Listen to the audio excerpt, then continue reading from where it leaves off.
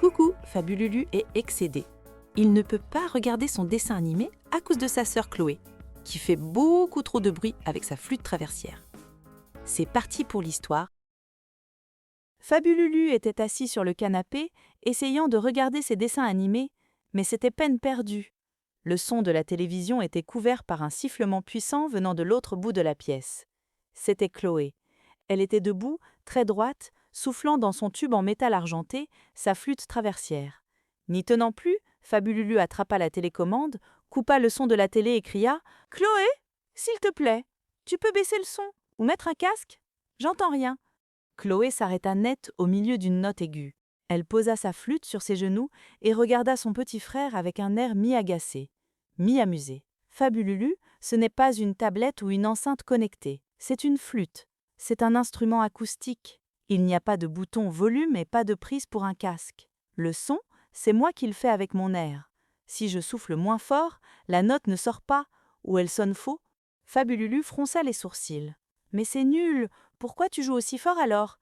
Parce que je répète pour le concert de la Sainte Cécile, répondit Chloé fièrement. La Sainte qui? La Sainte Cécile.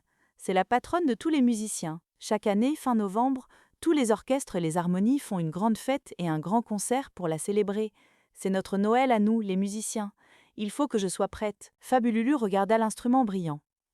Mouais, enfin, musicienne, tu appuies juste sur des boutons, comme moi sur ma manette de jeu. C'est pas si dur. Chloé écarquilla les yeux. Elle se leva et s'approcha de lui. Ah oui? Tu crois que c'est pareil?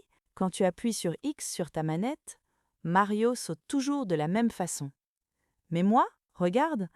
Elle lui montra sa partition, posée sur le pupitre. C'était une feuille remplie de lignes noires et de petits points qui ressemblaient à des têtards. Ça, c'est le solfège. C'est un code secret. Chaque petit point noir me dit quelle note jouer, mais aussi combien de temps je dois la tenir. Et pour que ça marche, je dois appuyer sur les clés, mes boutons à moi, mais en même temps, je dois contrôler mon souffle, ma langue et mes lèvres au millimètre près. Si je me trompe d'un tout petit peu, ça fait couac. Elle pointa une mesure compliquée sur la feuille. Et le plus dur, c'est que je ne suis pas toute seule. Le jour du concert, on sera 50. Fabululu imagina 50 Chloé en train de faire du bruit. 50? Mais ça va être la pagaille.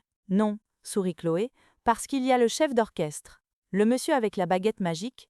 Ce n'est pas de la magie, c'est du commandement.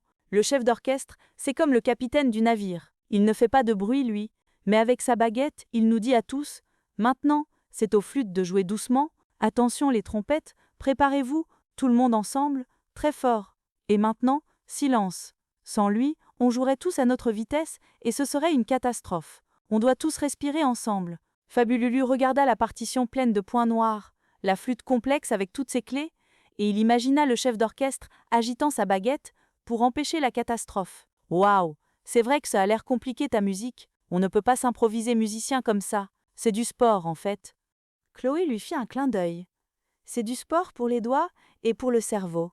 Bon, je peux reprendre? Le chef d'orchestre ne sera pas content si je fais un couac à la Sainte-Cécile. Fabululu hocha la tête. Il ralluma sa télé, mais il laissa le son coupé. Il préférait regarder les images en écoutant sa sœur. Après tout, ce n'était pas du bruit. C'était de l'entraînement de championne. La vraie musique, rien de mieux. Tu joues d'un instrument? Bon, je suis fatiguée. Bonne nuit les petits. Bisous.